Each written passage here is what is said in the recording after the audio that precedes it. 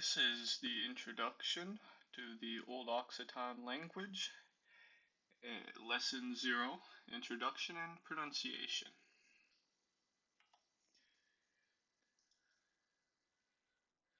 What is Old Occitan? Old Occitan was a language spoken throughout southern France that flourished during the 10th and 13th centuries with the Troubadour poets, who were famous at making lyrical poetry, and it was usually set to music, which was the first vernacular music. So non-religious music was in Occitan, the first. The language is also known as Provencal, after the region on the map here in the southeast province, where many of the famous troubadours came from. Now, this language is primarily poetic. Almost everything we have in it is by the troubadours, and it's poems about love and courts and rulers. So very medieval. Now, the language is extinct. Old Occitan, or Medieval Occitan, is extinct. But there is a modern Occitan language, which still has 2 million people that speak it in France. Now, if you look at this map, this is in orange the extent that Old Occitan was spoken. Modern Occitan is spoken in that same region, same area, but French is now the majority language. So Occitan is no longer spoken by many people. And the language is a descendant of Latin, which means it has a lot in common with other Romance languages, like Spanish, Italian, and French. And because it's really geographically, actually, located between those three countries, it shares similarities with all three of them. It's very interesting to see. Now, why is this language important? Studying Occitan will deepen your understanding of the evolution of Romance languages, and you will learn about medieval history as you read. Furthermore, you will gain insight into the heritage of southern France, the vibrant troubadour culture, and the language of courtly love, which is the main focus of troubadour poetry. Occitan, though, has been praised for its poetic qualities by famous writers like Dante and Ezra Pound, and it's currently an emerging field of study outside of France. And now I will play an example of the Occitan language, and on the right here, I do have it written out, so you will be able to understand it, hopefully, if you listen closely, on how to pronounce it. Us cavaliers si jazia habla re que plus volia, so ven baisan li dizia, dusa recio que farai, que il giurn sve la nuet svai, ai che auch que ligaita cria, via sus cio velu giurn venira pres l'alba. Dusa. Alright, so there we go. There are a few things you should know before I start getting into the actual pronunciation, because it's pretty detailed. Old Occitan has been extinct for many centuries, so the language does not have much use outside of just researching it and its relationship to other Romance languages. It's also not standardized and highly variable, so it's difficult to fully understand and read fluently. But regardless, I think that the language is a very important part of literary history, and I'm making this video to help spread awareness of the modern language too, which is severely endangered. Now on to the pronunciation. This is vowels. If you are familiar with Spanish, Italian, French, or Latin, a lot of this pronunciation will come very easily. These first couple slides will come naturally, actually. So you want to pronounce A, E, I, and O as you would in the continental languages, so Spanish, Italian, French, or Latin. But the U specifically is pronounced as you would pronounce it in French. So, for example, A as in father, A, E as in hey, a. A. I as in me, e. Me. O as in note, note. O. U as in tu, u.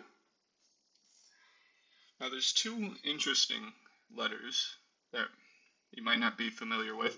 It is the other E here and the other O.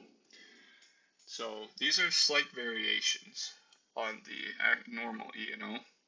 So if this different E here is pronounced as the E in met, me, met. And this is in contrast to hey, a. Now for the different O, it's the O is in thought. So o. So note o, o, o, o. Now into consonants. Most consonants are pronounced the exact same as in English, but C and G have some slight variations. So C and G will be hard before A, O, or U. So C would be K as in cat, and G would be G as in good. So that's like normal in English. But they will be soft before E or I. So if you're doing this 12th century language of Occitan for C, you'd pronounce it with a T at the beginning almost. So ts, ts, as in puts, puts, puts. But 13th century onwards, the C before an E or an I is pronounced as just a simple S, just S, as in sad. Whereas the G before E or I is pronounced J, as in jealous. Now here are some of the interesting things about the language that you probably wouldn't know, even if you did learn Spanish, Italian, French. So this first part is ch, just pronounced ch as in church. This could also possibly be pronounced as k, like a hard K, because we don't know how the language was pronounced. It's so old. But before a vowel, QU will be pronounced hard, like k, as in can. So in Spanish, you might be familiar with cuando, which is CU, but it's similar, cuando. This is not that. It'd be, here on the screen we have con, when. Con, that QU is hard, it's a K, con. Now, for the G, in the final position, it is usually ch, ch. So, gauge, gauge. That means joy in Old Occitan. And the J, when it's written, can either be j, as in English jealous, or y, as in you. And you can see this in the Occitan words jorn, which is day, and the word aya, aya.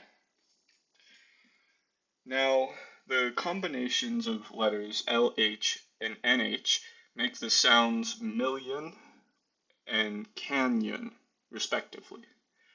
So the NH is actually in Spanish, it's the ñ sound, canyon, ñ. And the LH is the two L's in Spanish, million, yun. So it's giving that same Y sound, yun.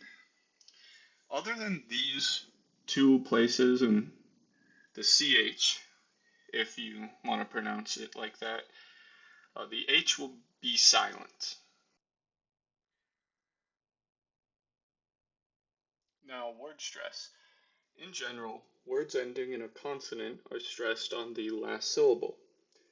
So, cantar, cantar, the last syllable there. And that word just means to sing. It's Old Occitan for to sing, the infinitive. Words ending in a vowel are stressed on the penultimate syllable, so the second to last syllable. For example, canta, canta, which means he, she, or it sings. So that'd be the third person singular word, or version of cantar.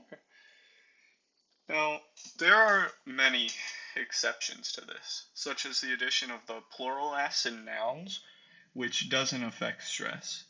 So, domnas, women, is still has that stress on the first syllable, even though it ends in the consonant s, just because of how nouns work. There's many other exceptions, but you'd learn those as you experience the language. I'm not going to bore you to death any more than I already did. But here is, hopefully this isn't boring. Here is the origin map. The red line is how Occitan descends from Latin. So it went to Vulgar Latin, Continental Romance, Italo-Western. So you can see this is where Italian breaks off. So it's only distantly related to Italian. And then Western Romance, that's where Spanish breaks off. Gallo-Romance, that's where French breaks off. So French is the closest out of Spanish and Italian to Occitan. And then Occitano-Romance, which diverged in the 14th centuries, and from that you got Occitan and Catalan, which is pretty cool. Here are some sources for where I got a lot of the info. The one I will point out is Introduction to Old Occitan by William D. Paden. He's where I got the video with the spoken reading, which is very good. And it's also the only English work actually about the language itself and its conjugations and morphology. So if you wanted to do research on your own, I'd highly recommend that. If you know French, then Grammaire de l'Ancien Provencal by J. Anglade is also a good version, a good book. And the Anthology of Provencal Troubadours by Helen Bergin is just a collection of that poetry in the original language. And Medieval Music by Richard Hoppin just has a lot of good resources about music in general in the medieval age, and specifically a lot about troubadours. And perhaps I'll go into more detail about troubadour music some other time. But for now, that was the basics of the language, the introduction and pronunciation. And if you want more videos on how to actually conjugate verbs and some different nouns, then please like and subscribe or leave a comment so I can actually know that somebody is using this.